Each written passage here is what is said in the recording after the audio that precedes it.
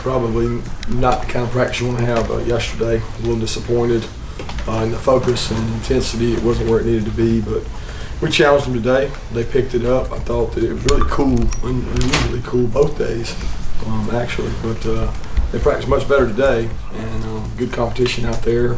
A lot of guys trying to learn and get ready.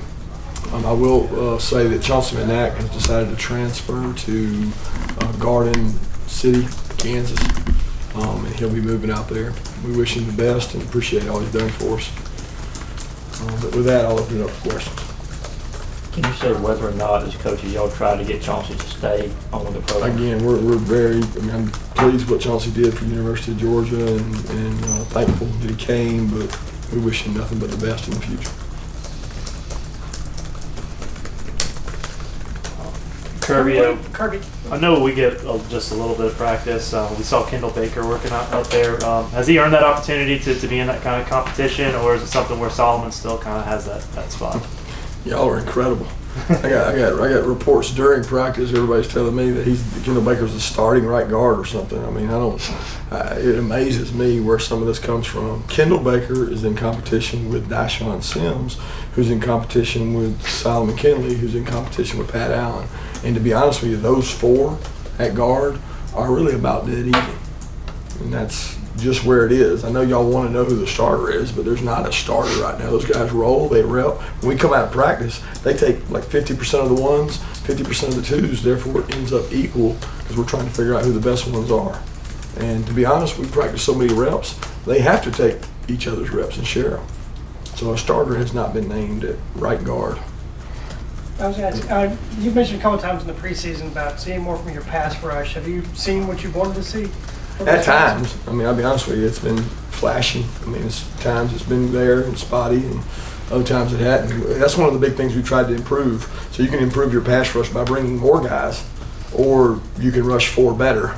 And obviously, I like to rush four better than bringing more guys.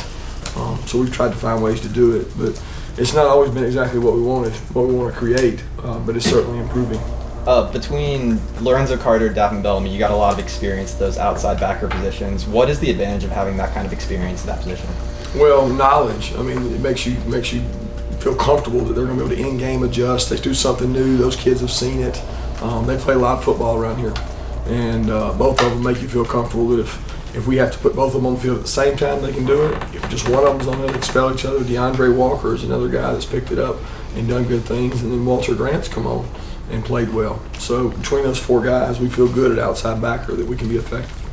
Grant is a guy that was mentioned last week by one of those two players. What has he done to impress you?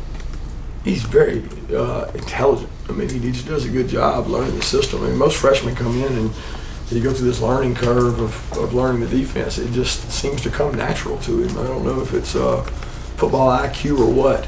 He's not flashed just unbelievable speed or athleticism like you might say a Leonard would. But he understands football. He leverages blocks. He plays with his hands well. He's a good football player, and he has not struggled to pick up our system. He doesn't play like a freshman. How closely are you watching the weather at this point? Are you anticipating and having to prepare?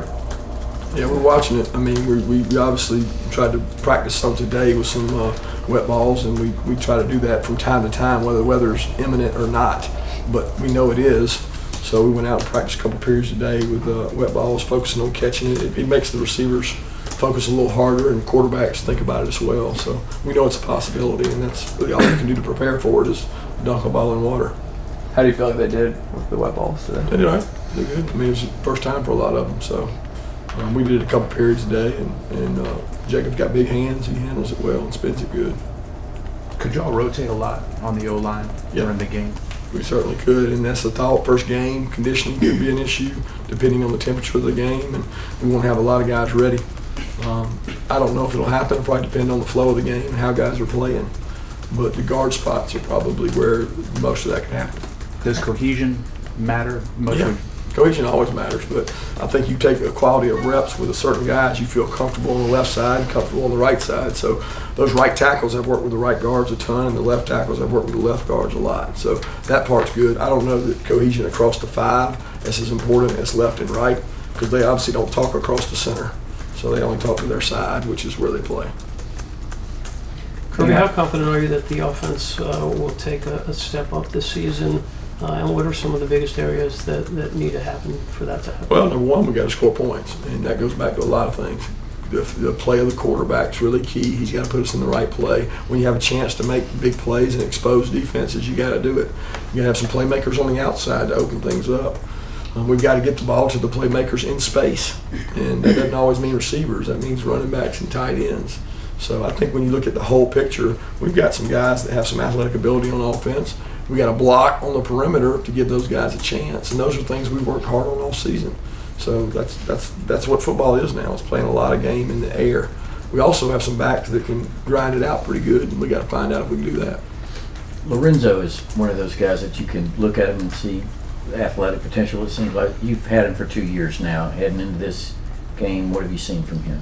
I tell you, if you had to pick one player on the team that I would say has improved the most, in my opinion, from last year to this year, of the guys that played a lot. I mean, a lot of the younger guys improved, but he's one of those guys that he's playing a lot better right now than I remember him last year. He's playing more physical.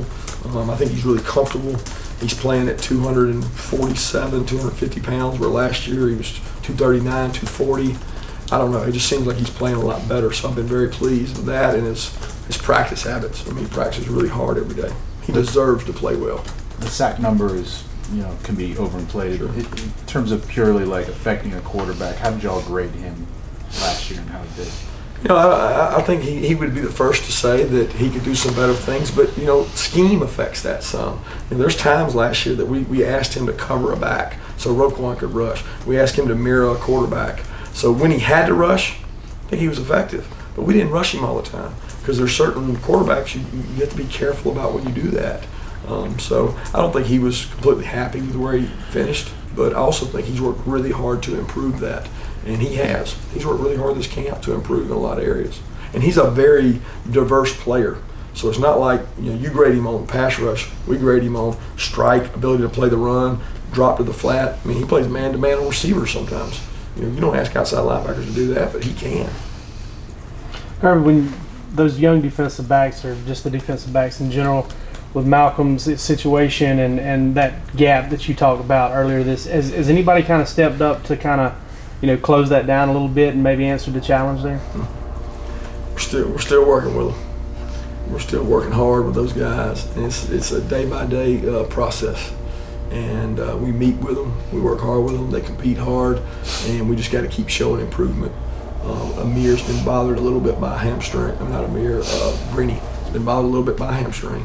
So he has not been full go. Speed showed improvement, Poole showed improvement, but we still got a ways to go.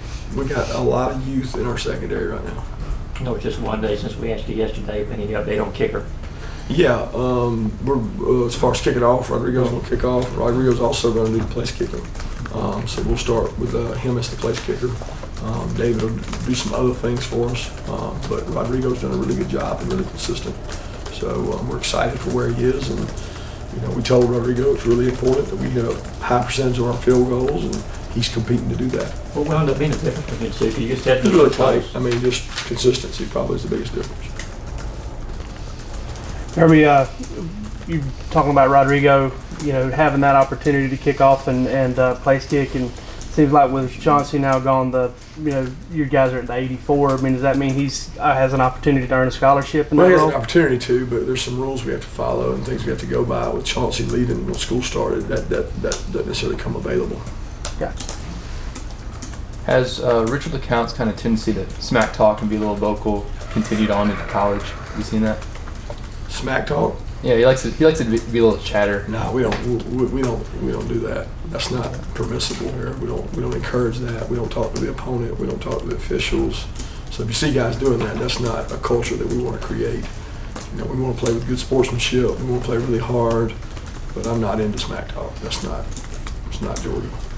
Kirby, you think this competition for Rodrigo helped him elevate his game? Well, certainly. I think the competition last year helped him elevate his game. He had to compete last year to get it, and really didn't win it early last year, and came on strong to win it towards the end. And certainly think it helped this year, having been through that. And he was a model of consistency throughout the camp, of just being very consistent in his kickoffs and not having the ups and downs that sometimes kickers have. Let's go 2 more questions. Trent Fricks, I know, he just got able to snap it all. Yeah, he's been out there snapping some. Yeah, so it was good to go first game. He's been out there snapping some. Okay. And Cameron will handle the punting, right? Yeah, Cameron's going to be the punter and punt this game. What about your return game, since we're talking special teams? Yeah, that's not completely decided yet. I mean, we're probably going to have Miko or Sony back in kickoffs. We got to work that tomorrow and finalize it, kickoff return. And then punt is still, there's some different options we've got there. We've got some different things we'll look at. Terry has done a great job. Miko's done a good job. And Akil's done a great job. So those 3 guys will all continue in that same mode. Thanks, guys. Thank you.